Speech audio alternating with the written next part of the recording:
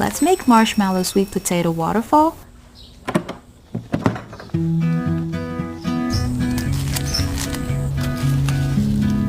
Three to 4 steamed sweet potatoes. Add 20 grams of butter while it's hot. Let the butter and sweet potatoes blend thoroughly. 100 grams of shredded mozzarella cheese.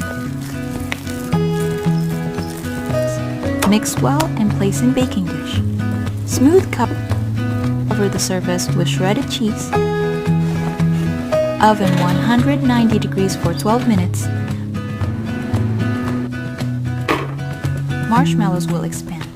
Don't fill it too full like I did. It's readjusted and bake at 190 degrees for 6 minutes.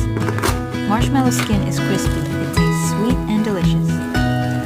How would you rate this brushed effect? Try it now.